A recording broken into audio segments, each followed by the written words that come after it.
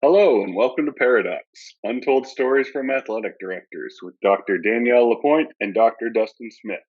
We have some crazy and unique stories for you, which are made possible by our sponsor, Wall of Fame. At the Wall of Fame, our mission is to bring your school's legacy to life. We transform school tributes to make it easier than ever to celebrate your whole community, showcasing your school's diverse history, proudest moments, and top role models. We understand that the true value of our Wall of Fame is in your content. Whether you are starting a new tribute or adding to an existing one, we give you all the resources you need to build an interactive experience and take your content to the next level. Speaking of next level, let's check in to see what Danielle and Dustin have for us today. Hello, everyone. Welcome to another episode of Paradox Untold Stories from Athletic Directors. Um, Today we are in North Carolina and we have um, Masanori Toguchi, right? Did I get that right? Yes. Yes. Okay. So we are here with Masanori today. We're really excited to have him here. And obviously, Dustin is enjoying life up in Oklahoma, right, Dustin? Yeah, I always enjoy life. No matter where I'm at, I'm enjoying life, and I'm really enjoying life today because I've been wanting to have this guy on for a while. I've talked to him a few times, and we were at the state coordinators summit, and we got to talk a little bit there, and got to talk in the airport, unfortunately, because his flight was delayed, and everybody going to North Carolina was delayed, or everybody going to Charlotte was delayed. Um, but Masanari is a presence in the NIAAA. He's a presence, figuratively, literally, however you want to take that. Uh, we have had people on this show that have been a fan of WWF or WWE. We have never had somebody that's got lineage in the professional wrestling circuit until today. Masanori has got some lineage. He's got some vested interest, I guess, in what is professional wrestling. So I don't know if we're going to jump into that or not.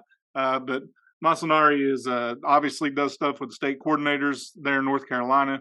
He's also on the certification committee, so I get to see him on a regular basis with those meetings.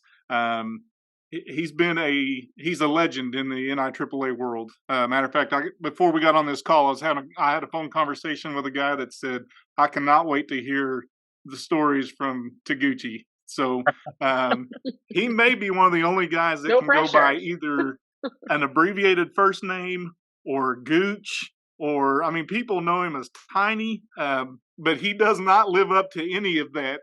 Uh, Man, Moss, I'm just pumped to have you on here. I'm glad you've agreed to do this. Look forward to having a fun conversation. And I'm looking forward to it too. I've watched a couple of examples of this podcast that you guys have sent me, and I laughed. I use it as comedy and stress relief, and I think Steve Robinson kind of blamed me for hazing, but we was really just having fun, right? Yeah. Well, here's what I know. You're going to have the microphone last, so you can defend yourself. You can attack him. Whatever we got to do, we'll set that record straight. But one of the first things I like to do, Moss, is I like to just say, tell us what the resume doesn't tell us about who Taguchi is, who Gooch is, who Moss is, whatever you want to say. Tell us what the resume doesn't tell us. You've been doing this for a long time, but what does the resume not tell us about who you are? I think one of the first things that in any interview I've done in my educational pathway has been I always want to be kids first, right? I want to put kids first.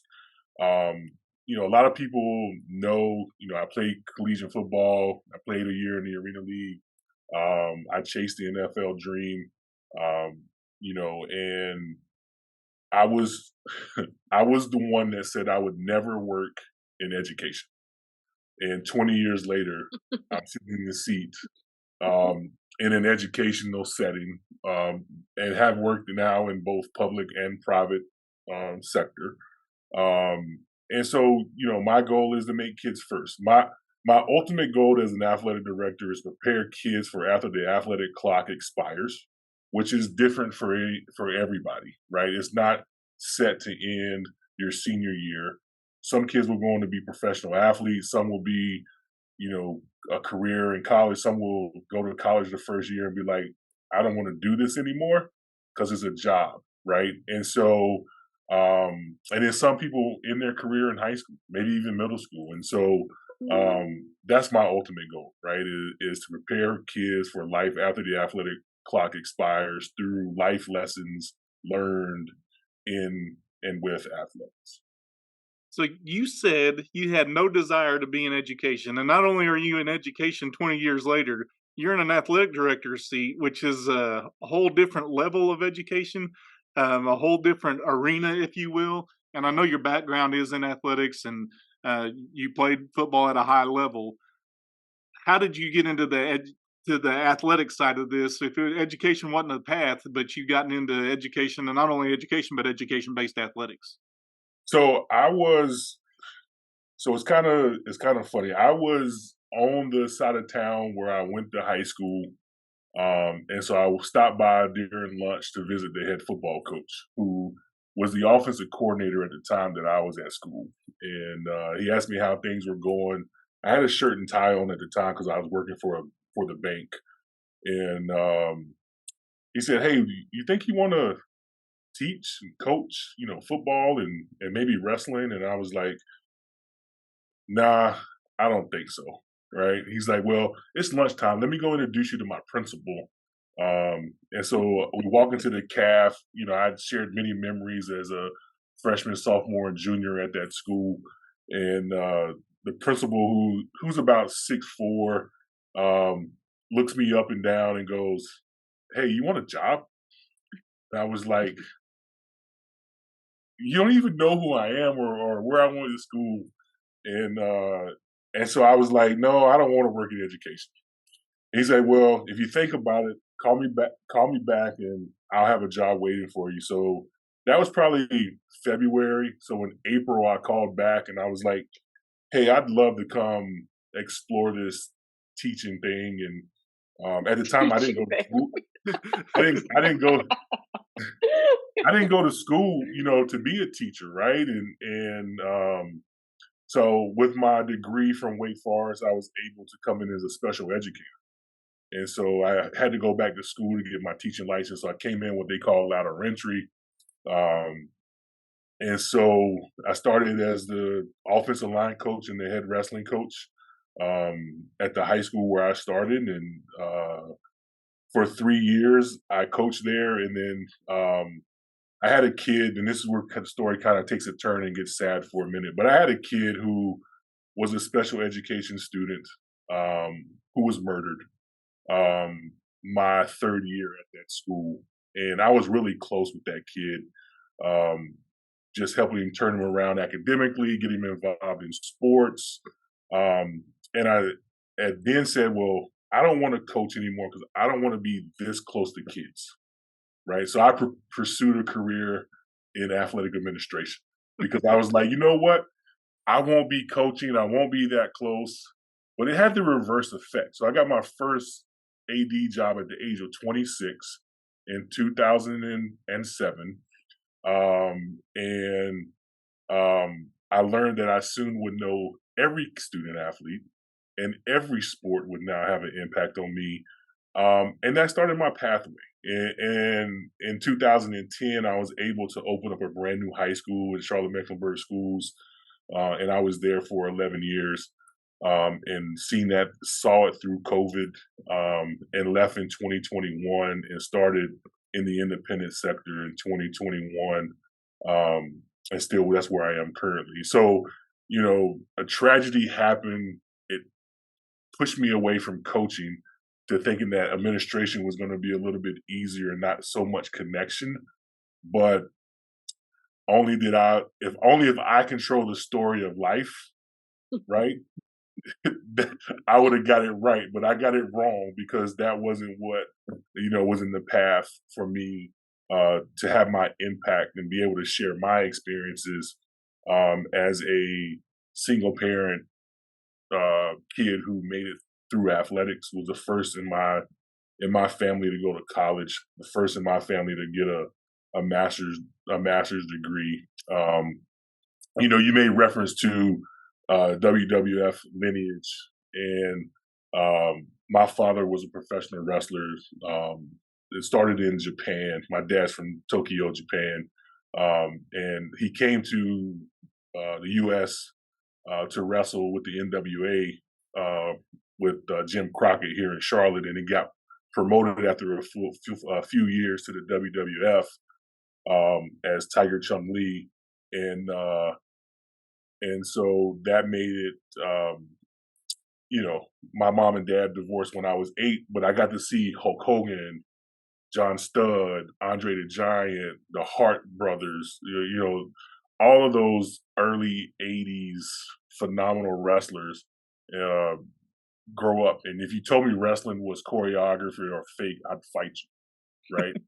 So not necessarily a funny story in the athletic director world, but my freshman year as a wrestler, the coach had convinced me to wrestle. I didn't know it was a pad, right? A mat on the floor. I was looking for the squared circle. Yeah. Right. So I was looking for the ring and the rope because I wanted to jump off the top turnbuckle. So,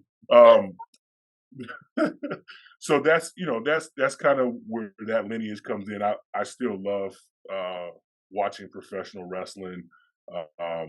I play college football, but I think wrestling may be my favorite sport. Like I watched the Iowa State duel this weekend, and I was like glued to the monitor watching it. So it's been really good. That was my path to athletics. And I wanted to be an athletic director, not for any reason, but other than to kind of separate myself. But then when I became an athletic director, I thought about who my current AD was, right? And my current ADs that I had in high school, they were always visible at a game. They always had something positive to say. They were always there to pat you on the back and give you a high five, win or lose. And so that's who I've kind of modeled myself after, right? I'm visible at games. I put kids first, and I'm there to celebrate, and I'm there to comfort, in defeat. So that's kind of my path, and so yeah, I never wanted to work in education, but here I am.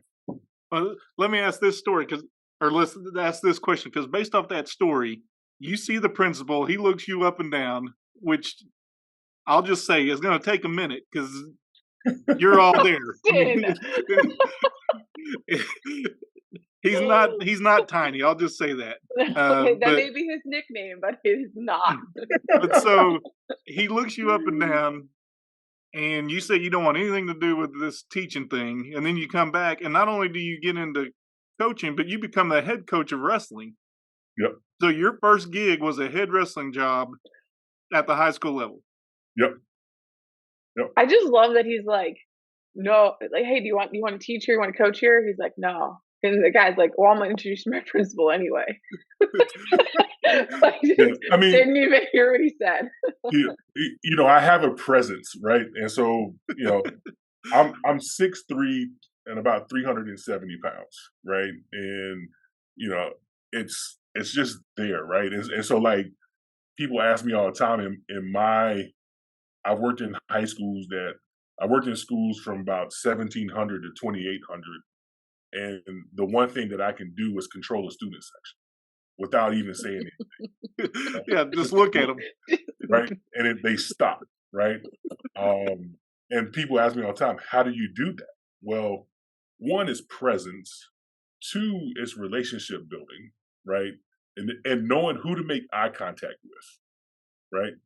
Because you make eye contact with the right person, they start elbowing each other and saying, shh, or they change the chant, or it just stops, right?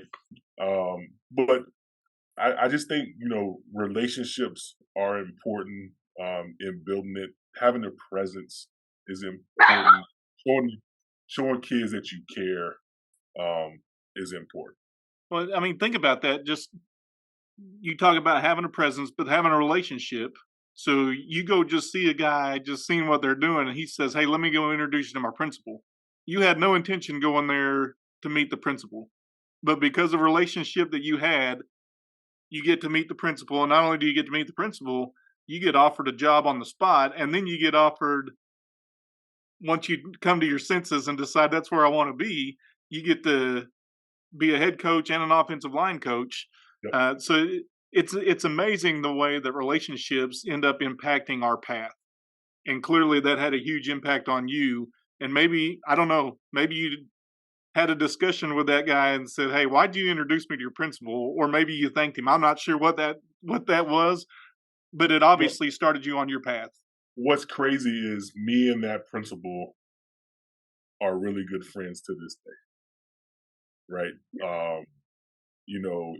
We are, um, we stay connected. We do lunch. He's now since retired, and he's teaching at the university here in Charlotte, at UNC Charlotte. Um, it's just, it's amazing that how well we stay connected and we check in on each other, and so it's really cool. Isn't that what this profession's about, though? I mean, you make those relationships, and even, I mean, we're talking today because of connections that we were able to make at a state coordinator summit or gotten to see you at the national convention. We had a conversation, and then all of a sudden, hey, come be a guest on the podcast, and you say, "All right, I'm in," and Yeah. we have this conversation. But that's in a nutshell what our profession's about. We just have relationships, strike up, and build a network, and that's why I think the NADC is so important, because you get to meet people from literally around the world that are doing the same thing that we're doing. You may be in Charlotte and I'm in Broken Arrow, Oklahoma, but we're still dealing with kids. We're still dealing with parents. We're still dealing with education-based athletics. So we all share that link. It's just a matter, it's just funny to me that coaches, they want to protect their stuff. We don't want you to see what we're doing. ADs, we just get word vomit and say, "Here you go. Here's what I'm doing. If you want to use it, use it." Or I may call you and say, "Moss, I want to steal what you're using." And you're saying, "Okay, you don't have to steal. I'll give it to you. Here it is." Yep. But that's what's really cool about our profession. We Well, it and know is. what was crazy as a coach is I'd share anything with you in the world because you know what? You had to be able to coach it, right? The way I Right? coached it, right? And so I'll give you everything I do, but beat me with it. You know? Well, and in the wrestling ring, or I say ring, wrestling mat, I mean, it's one on one. You don't really, there's really not a game plan each time. You're just going out there and almost reacting, whether You you're going to just shoot. you just upset every wrestling coach across the country. But I mean, There's you no don't have a game drawn out plan. game plan and saying, "Here's what you're doing." I mean, you just do. I mean, it's whatever each kid is. What's their strength? Do they shoot? Are they good at? Do they build up riding time? Are they one that can escape? I mean, there's not a laid out game plan. Like an offensive lineman, you're going to have a game plan on what you're doing. Wrestling, it's just a lot of reaction. Now you are aggressive to start, but you've got to react to what they do when you shoot or when you try to put a half in or whatever. Yeah.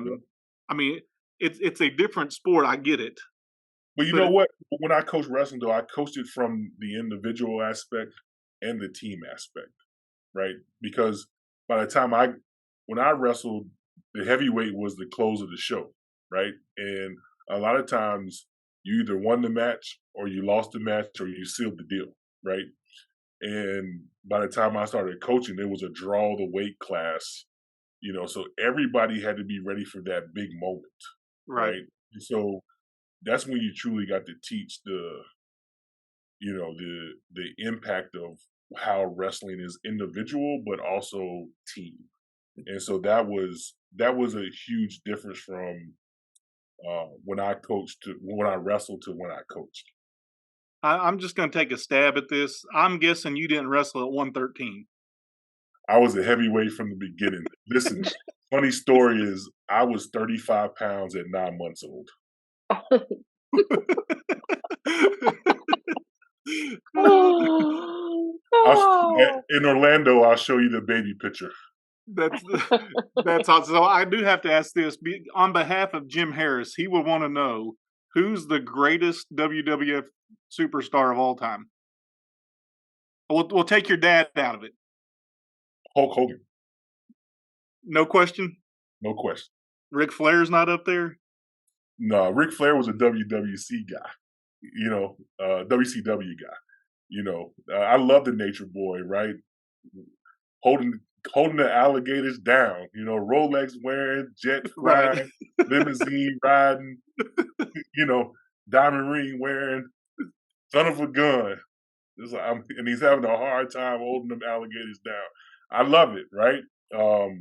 You know, but you know, I just remember wanting to take my vitamins, rip my shirt off, have the biggest pythons in the world. That was my guy. Still to this day, that was my guy. I, you know, my dad used to get mad when he says, "Who's your favorite wrestler?" And I say Hulk Hogan. You know, Not him. you know, just gonna be honest, right? Yeah.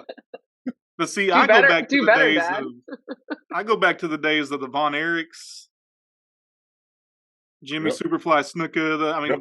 Von Erichs That was wrestled that without was my shoes on. dad's era. So, Steamboat, Snuka, the Road Warriors, Junkyard Dog. the Samoan SWAT team, Junkyard Dog, Big John Stud, Abdullah the Butcher, you know, you name it. I mean, the Iron Sheik, it's all those guys, man. Iron Mike Sharp, you know, Junkyard Dog.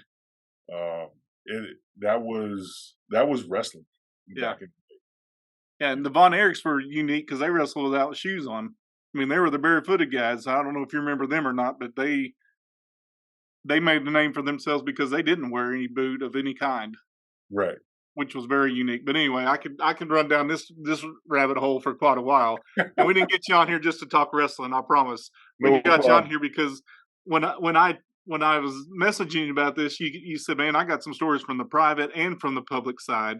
Yeah. And I know you're just going to wing it and tell us what it is, but well, let me do this first. Tell us on a map. I know you say you're in Charlotte, but for those who are geographically challenged, paint on a map where Charlotte is so people will have an idea of where that is in North Carolina.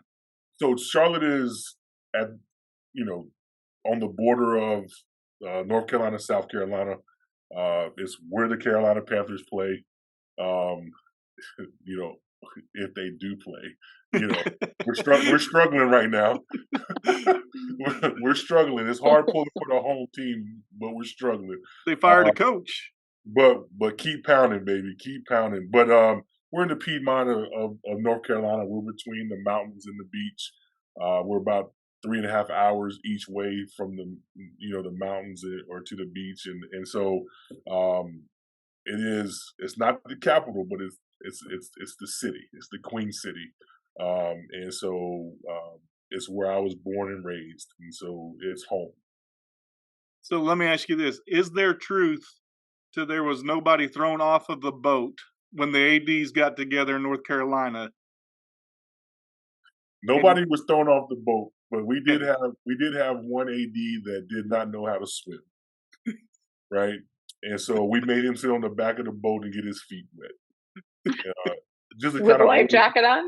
He did not have a life jacket on. We was holding on to him, but to break the fear of fear of deep water, right? And just to we made him get his feet wet, right? And so that was just because some people that don't know how to swim have a fear of water, especially water that they can't see the bottom of, and so we made him get his toes wet, take his socks off, so the dogs was out, and so he did it right, just like Steve Robinson's son, Country Roads. So it was a leadership thing. So and so some of that is coaching to be able to come over fear, having fun, and so that's just kind of how that went. But yeah, we did have somebody that put their toes in the water because they couldn't swim. We didn't throw anybody in though. Well, see, I'm fascinated by just the camaraderie of that group to be able to say, "Hey, we're going out on this boat." But there's so many life lessons there, and I mean, even in that moment, you were coaching or you were teaching, whatever you want to call it, to overcome this situation, this adversity that's facing you, and you guys were holding on to. So I'm assuming it wasn't you because you said we were holding on to him, Yeah. so it wasn't you. It wasn't me. I got a hell of a cannonball.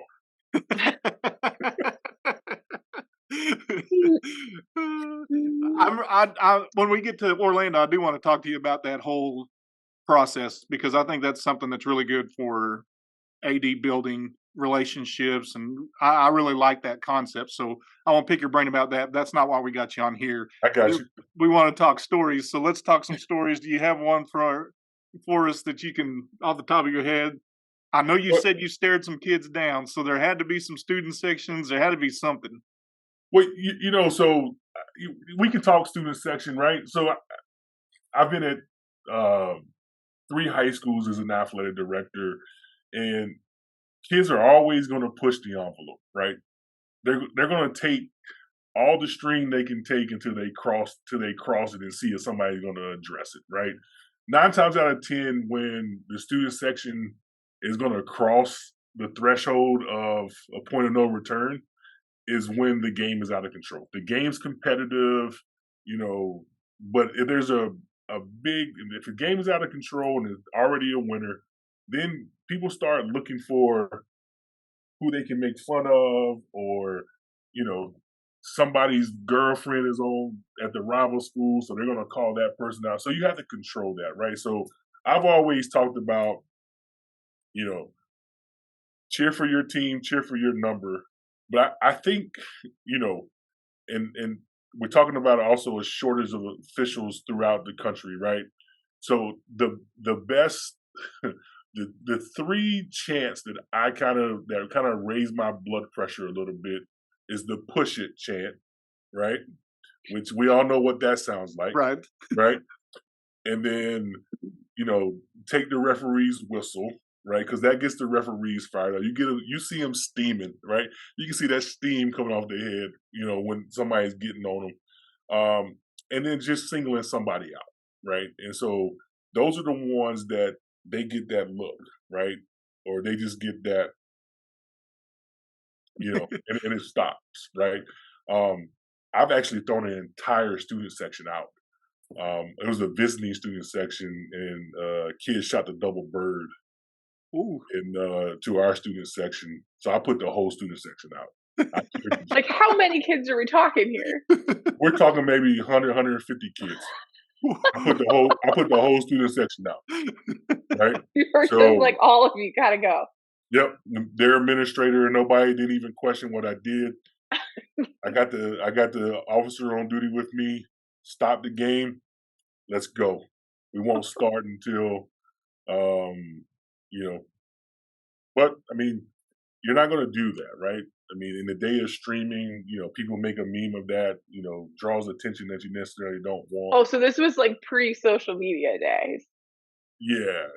So this is right before the camera were installed. So like, I have zero tolerance for behaviors like that, right? Because you're not going to do it with your mom or dad there, right? And in this day and world, people hide behind 240 or 80 characters. They can hide behind, a Twitter handle or Instagram handle. And some people just get courage, right? And so I have zero tolerance for that. And so I'm not afraid to address it, right? And I'll take the repercussion of it the next day, right? Let me ask this question. When that happened, where are you in proximity to the student section? I'm standing right in front of section and yours. I'm standing right in front of the visitor student section, because their student section is right behind the team bench for their school. So I told the official I needed a few seconds to clear it out. He stopped the game. We cleared it out. Nothing you can do about it. It's my house. So first of all, they just got up and went, and they're like, okay. But then, like, where did they go? Were they just like in the parking lot causing problems? Like, hit the parking lot. The police officers, once they cleared the building, the police officers go with them, tell them they got to go. Okay, so you had the reinforcement there. Yeah. So you didn't go just to the kid who did the double bird? No, because I had already talked to the student section previously about a couple other things, and gave them a warning. I said, if you want to cross the line, then you all can handle the repercussions. You got to go. Wait, what? Where were we at the game? Were we like halfway point? Like, where were we? It was right after halftime. Okay. It was right after halftime. So, boys game or girls game? It was the boys game. Okay. So it was later in the night. So It was later in the night. They got their money's worth. Some of them said they wanted a refund. And I said, well, we don't And give then he flipped refunds them the around double bird. Like, here. Right.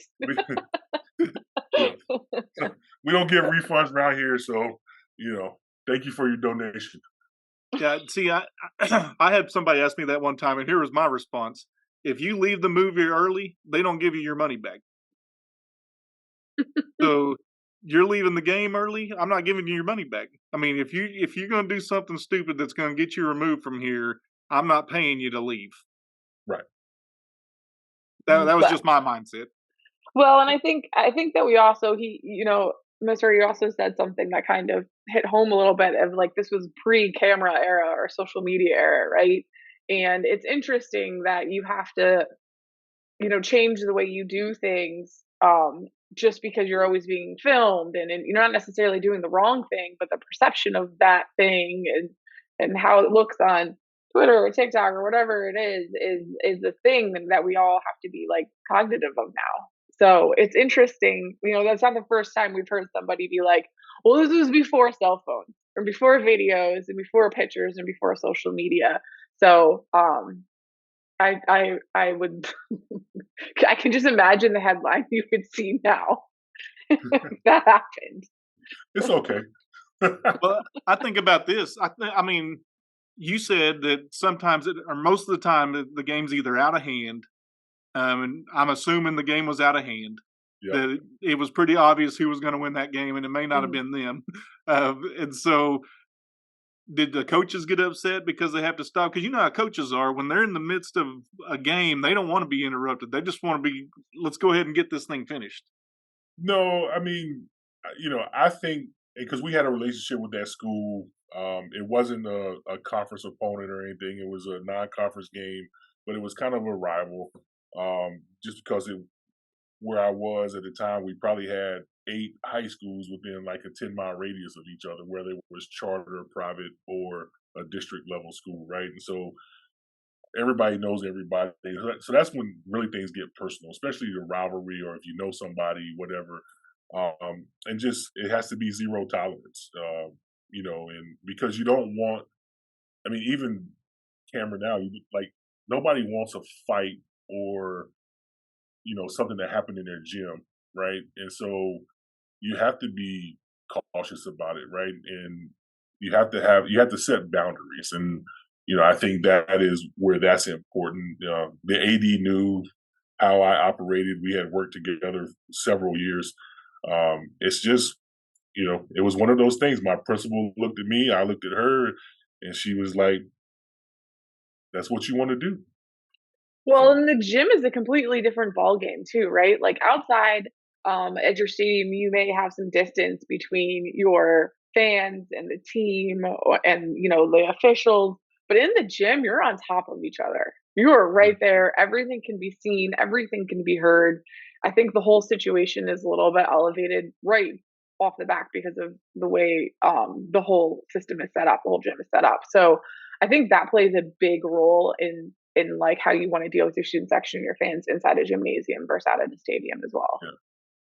And so here's another funny story, and it has a funny saying in it.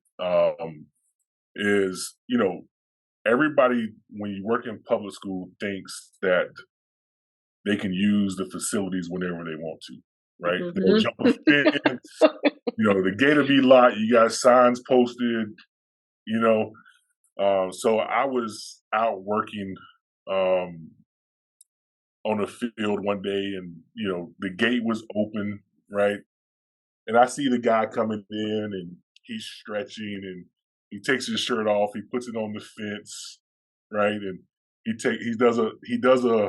I'm working on the turf at the time, grooming it, and so he's doing some warm up stuff. And so when he gets to me, I put my hand up because I'm on the gator. And I'm going to tell him like, hey, you don't have permission to be here, right? And so he kind of got confrontational, right? And he was like, well, I pay taxes. My tax money pays for this school. And I said, well, thank you. It's a great school. I think we was like 2 years old at the time. And he says, and I pay your salary. And I said, well, you don't pay me enough, right? He was like, He was like, my tax dollars pay for this facility. I said, well, my tax dollars also pay for the police cars and the fire trucks, but I don't get to drive them when I want to, right? And so you're laughing. It pissed him off, right? And so I asked him to leave, right? It's just me and him, right? And the school cameras. And so in my mind, I'm like, he is going to turn around and try to make contact with me. And then he's going to say that I was the aggressor. So I gave him his space. And so I was following him out of the stadium. And probably within 5 steps, he turns around real quick and he goes, I'll have you arrested. And I was like, what are you going to have me arrested for? Right? Like, what are you going to have me arrested for? So by that time, it's just me and him. And I said, well, I can give you a reason to get me arrested, but I'm going to say I was fearful of my life, right? Because the outcome is not going to be your way. The outcome is probably going to be my way, Yeah. right? So, the comment of, fire, they don't let me drive fire trucks and police cars when I want to because I pay taxes. That didn't go over too very well, but I thought it was funny. Yeah. I mean, I've used that line. I think it's awesome. Yeah. I question this man's intelligence, one, because you mentioned earlier your dimensions of 6'3", 370. How was he going to win that? I don't know. I was scared. You said that with a straight face. You're almost convincing there.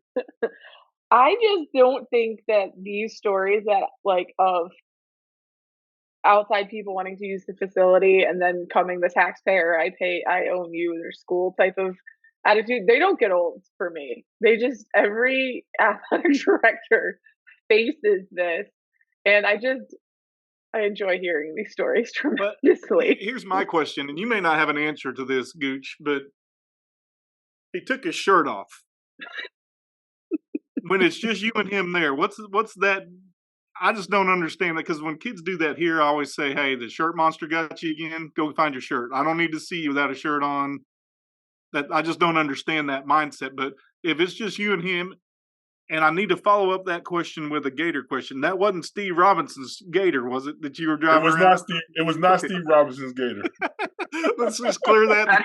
Better not. He'll make some accusation out of this deal. It was Steve Robinson. I don't think was in the district yet. Okay. So it was everyone's Gator at that point. It's everybody's Gator. It didn't get cleaned yet. I think previously probably what he's done is that guy had done was he had probably run on that track before with nobody there, right? And so he took his shirt off because he was going to get some laps in. Well, he got about 60 meters in or 60 yards in before he got stopped and asked to leave. He walked, and the best thing about it, he walks past this big red sign that says, permission must be given by the athletic director for the use of this facility. Did you point that out? Did you point that out when you walked past that and said, hey, read that sign? I didn't make it that far. I kind of stopped at the bottom of the bleachers as he walked up the bleachers and left. So, it would have been a bad day for both of us. But. Yeah, you would be 20 years in if that was the case. Been a bad day for both of us. But, that may be the quote of the year right there. It would have been a bad day for both of us. I'm going to make a shirt that says that. I'm writing it down right now. But those are the things that I think everybody is challenged with, right? People using the facility without permission, not really understanding how much it takes to upkeep a facility, and depending on what your district does to support you, whether it's your district money, your ticket sale money, your booster clubs, and just sweat equity, right? I mean, we were responsible for our field maintenance, and at the time, I was the only athletic director. Right at the school, there was no assistant, there's no secretary, there's no grounds crew, right? And where I am now, I'm spoiled, man. Like I'm responsible for 7 through 12 athletics, and I have an associate director. I have 2 assistants. I have a director of sports medicine along with 3 other athletic trainers. I have an admin assistant, right? We have a full-time strength coach. We have a full-time equipment manager. We have a grounds crew that takes care of all the fields, right? They line them, they paint them. I don't have to worry about mixing paint no more. So, like, being in the independent world, if they truly value athletics, like, we run a small college campus, right? And really in the independent world, and that was kind of always my goal once I learned how, some of the ropes of being an athletic administrator was run this like a small college would, because sometimes your high school budget is just as big as some small college programs, Mhm. uh, and that's important. Give the kids the experience that you wanted as an athlete, or a student athlete, or that you would want your kids to have to be successful and to learn something through athletics, and so that's important, right? And I think the hard part, and this is another, I laugh at it because um, it happens at no matter what level you are, no matter where you are in the country, everybody's child is a Division 1 athlete, Hmm. right? And so I try to explain what Division 1 athlete is, right? That means that college or university fully funds football, men's and women's basketball, and volleyball, and everything else is up to a certain number of scholarships, right? And they look at me like, "What do you mean?" I'm like, if your kid wants to go play athletics, there's a place for them to go play. It may not just be where you or where they want to go, right? But then while you're planning for the next 4 for college, plan for the next 40, right? Because everybody's not going to be a professional. Plan for the next 40. Let's have real conversation. And I think sometimes um, we lose that real conversation piece because we're worried about what the scoreboard says, instead of being being willing to have difficult conversations and educate what it means to play at the next level, what it means to be a student athlete at the interscholastic level, and how all that works. Like, college recruiting doesn't start with the athletic department. College recruiting starts with the parents, right? Being willing to burn the road up, invest in going to camps, invest in doing campus tours, invest in, aggravating the hell out of coaches to follow that timeline. I mean, it starts there, right? And it starts in the classroom. Um, and so I think another piece is just educating parents on what it means to be a collegiate athlete, and that it starts probably earlier than ninth grade, but academically it starts in ninth grade. I think is important because what really sucks is when you have a really good athlete and they don't qualify, right? And I, then I was just, I was just gonna say, like, to piggyback off of what you're saying. It starts ninth grade, but I have a little guy, right? He's just in pre-K and completely not at all going down that path. But I just really think how important it is when they're on the younger levels that they just start learn to like school. They learn to like how they learn, and they learn to enjoy school and that surrounding. I think that's the first battle. I think it starts way younger before they even specialize in their sport. I think yeah, that is something that's I don't know, I don't think people think about that sometimes because it's right. just what sport can you do and how good are you at it? But like if you like school, if you know what you have to do, if you know how to learn, it's going to make the other stuff even easier. Yeah, so I currently the Charlotte Country Day School is where I'm at now. We're a JK, junior kindergarten through 12th grade institution, right? And so last spring we did a workshop for the lower school, and those parents are JK through 4th grade on sports, right? And so one of the questions in that um, thing was, how do we know that our kid is going to be a college athlete at this early age?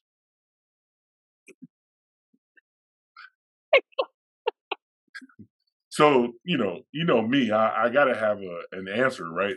I said, well, maybe we could do genetic testing to see, where they're gonna be. But, I said at ages 5, 6, 7, 8, 9, let's have fun, Yeah. right? Let's work on coordination. Let's be in it. Let's be able to put one foot in front of the other. Let's not worry about being very technical.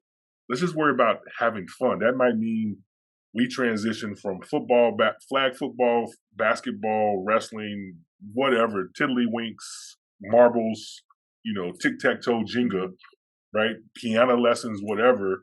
Um, and let's just open up everything, right? And then middle school, we can start to mold, right? And then high school, I still want to have multiple sport athletes, right? I don't want to specialize, right? And then that's the battle we're battling is specialization versus multiple sport athlete.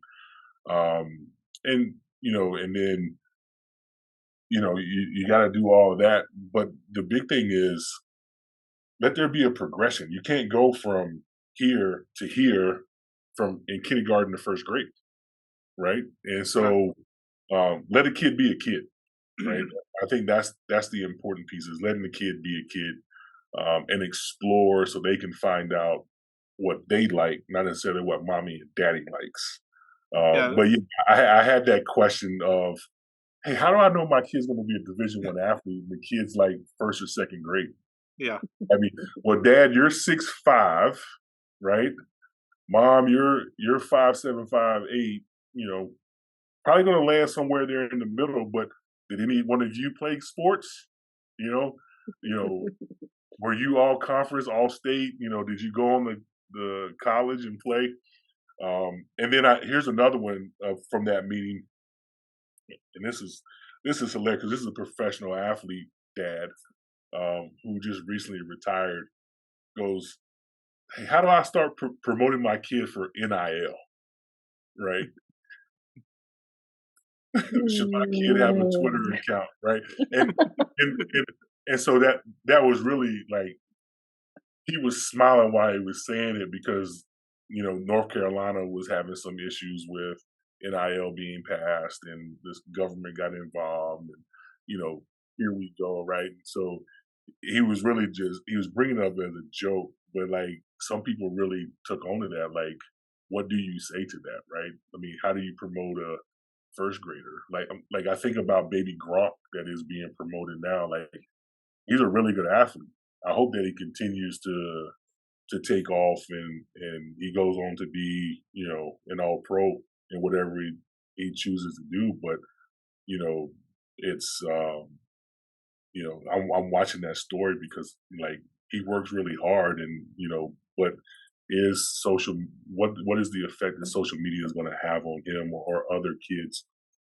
So I wish all the best. You want the success, you want every kid to be successful in whatever they do, and I think that's important. Well, you think about it. I'm not so much worried about baby Gronk right now, but tell me 6, 7, 8 years from now, if he still has this passion for playing that they're trying to press on him right now, it's unfair to the kid. And you said it, let a kid be a kid. I remember when I was a kid, and I sound like my grandpa when I was growing up. That was a long time ago. You remember that? Yeah, it was a long time ago. But Send smoke signals back a little bit. right, that's what I lived on a reservation. That's what happened. So anyway, we had questions. Even at that point of, I'd go straight from football to wrestling to baseball. Once those season ended, I went to the next one. There wasn't an off season. There wasn't. It was just the next season, whatever it was. And I think kids are losing sight of that these days. I think there's tremendous value in going to the next sport and getting a different experience, diversity, adversity, whatever you want to. I mean, you can throw out all kinds of stuff, and kids are losing sight of that. And parents are getting caught up in this social media world of trying to keep up with everybody else. Well, my kid's got 15 offers as an 8th grader. And I want to tell those parents, you want to talk about real? I told them those aren't real offers. Yeah, ask is it committable? Right. I mean, that means nothing. They can't do anything really until they're juniors. So I don't know why you're getting caught up in this world of it, but Gooch, you went through several scenarios that everybody across the country can relate to. A student Absolutely. section that gets out of crazy, that gets crazy, a resident or a community member that you can say got crazy, but felt like they had ownership of the facility and you. And then now you're talking about parents and their kids that we're all going to deal with. We're all going to face it one way or another.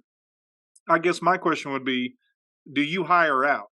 Like, could you start a consulting firm where you can just go to all these schools and go stand in front of a student section? Because if you can throw 150 out, I want you. It's I called a want you to bouncer. come to my school.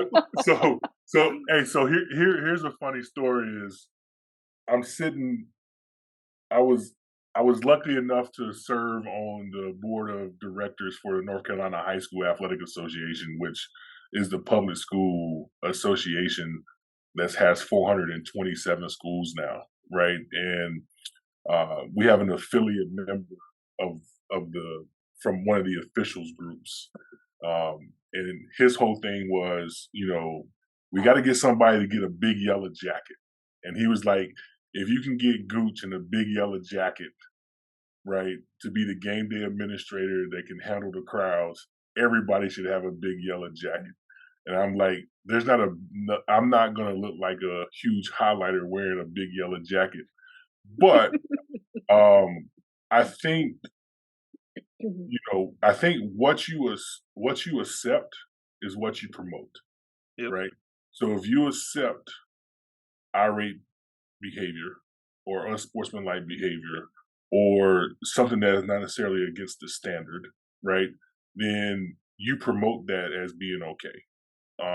And we're not always going to get it right. There's going to be some things that we're that you know we don't do well, and we're okay to be criticized. That's the human nature is to try to be critical of things, right? I always say criticism is feedback, and it's an opportunity for growth. And so from that point, you know, uh, just behavior is one of those things that can be controlled, right? And if it is controlled in a professional, respectful way, right, then your kids, your families, your community, the visiting parent, community, fans, school, they are going to buy into what you're doing, and they're going to have respect for that. And I think that is the important piece is let's work together, not against each other. But you made a statement, Gooch. You said early on you thought about your ADs when you were in school and how they were present. And you have a presence, but they're visible, they were there, and you were doing that with a visiting student section. Um, but you still said that's not tolerated at our school. That's not tolerated in this environment. And your presence was like, all 150 of you, let's go. There's no question, there's no argument. And I can imagine some of the parents that were there were probably, hey, what are you going to throw them all out? My kid didn't do it, whatever. You get those parents that'll say, it wasn't my kid's fault. You're going to punish everybody. But the reality is, you had a presence, even with a visiting school. You were visible, you were present. You said, that's not tolerated. Let's go. I mean, you'd warned them a couple times. You'd given them a couple opportunities to shape their behavior. When they didn't, you said, we're out. But the fact that you were present and the fact that you, in that presence, said, this is the expectation. If you can't reach it, you're not going to be able to be here. And then you follow through with that. I think that's a big lesson for any athletic administrator to know. Yes, you don't know the visiting team's kids, but it's still your place and it's your house, and you set your expectations. And you said what you accept, that's what goes. And I mean, you're teaching that, you're allowing that, whatever you want to say, however you want to phrase that. But you clearly made the statement that that's not allowed here. That's not acceptable here, and we're going to go. So kudos for that. I think there's probably a session on that at the NADC sometime if they ever just want somebody to say, hey, And maybe we can arrange a big yellow jacket for you. I don't know. We'll try to find something to see if we can have you do Might that. have to sew a couple of them together. Well, we had Steve Throne presenting, so surely, I mean, Steve Throne's a large dude. Yeah, But yeah. I think the reality of that, I mean, there's some, you brought some laughter, you've talked some practical points, but then you've also gotten really deep, and there's a lot of things that you can go with some of that stuff. Um, but man, I appreciate your willingness to jump on here and say, "Hey, here, let's just be real." And I think in our world, and you said early on, you listen to this as a laughter, provide some laugh, get some jokes, get some stress relief. We need that in this profession, but we also need real talk. We need somebody to just say, it's not always rainbows and unicorns. It's here's some real situations that we're going to deal with. And I'm not 6'3", 370, but I still have a presence. And I can demand respect. I don't go in there and just throw it around, but I can tolerate stuff to a point. But if I'm allowing it, I'm accepting it, however you want to phrase it. And I think there's a lot of truth to that ADs across the country and across the world can pick up and say, you know what, I can establish what the threshold is here, and people will rise to that or they'll fall to it, whatever it is. But if they do cross that line, I've got to make sure that they're no longer, that's not acceptable here, and we'll get them out of here. I think that really sums it up, right? Like I hate the word higher standard, because there's a standard, but if you have a higher standard, there's a gap. There's an opportunity for failure there. So just stand on top of the standard, and go from there. Because as you grow, that standard moves up, right? And so it's like saying I give 110%. How do you give 110%? Yeah. Right? All you got's 100%. That's all you got. I mean, maybe my phone has 110%, but it ain't figured it out yet. Right. And as a coach, you're supposed to draw that out of them, get that extra 10% out of them, whatever it is. But Gooch, I think you hit some real practical points. I appreciate the opportunity just to have a conversation. And I'm serious. When we get to Orlando, I want to sit down and have some conversations with you about I want to talk about what you guys do at North Carolina with the ADs, but I also want to talk about some wrestling days. I want to talk about some stories from my childhood growing up and who I think are legends, my Mount Rushmore, if you will, of the professional world, and see if we match up on any of that. I know Hulk Hogan's there. So I can get behind you on that one, but there's a couple others that are kind of, I would say, a little dark horses, if you will, in my world. Yeah, I think one that I look up to that people didn't give a lot of credit to was Wahoo McDaniel. The big chief. The chief. You think about it, Wahoo, Greg Valentine, Magnum PA, I mean, there's so many that have come through that had great careers in different times.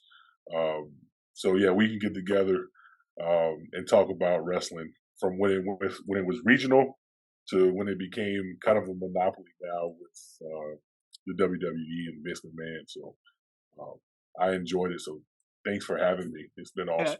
And I appreciate the insight. I appreciate the depth of what you're talking about, because I think as AD, sometimes we just stay on the surface, and there's a lot more to it. And I think you've exposed some of that. And I want to pick your brain just because I want to learn from you. Just some of the thought processes and how you approach things, because that makes me better. That makes our profession better. And I think that's what part of the idea behind this podcast is, to try to help make our profession better. So I appreciate you jumping on here. Appreciate your insight. Look forward to visiting with you in Orlando. Well, listen, you got to teach me. You're the one with the blue jacket. That just shows that anybody can do it. Well, like you, I also appreciate it very much for taking your time out of your busy schedule to be with us here today. And I really enjoyed your stories as well. Yeah, thank you. And thanks for having me. That wraps up this episode. Thank you for listening, and thank you to our sponsor, Wall of Fame, who excels at telling your school stories and supports us in telling ours. Check out the description of this episode for a link to receive a discount on all Wall of Fame products. We are looking forward to the next story and hope you are too.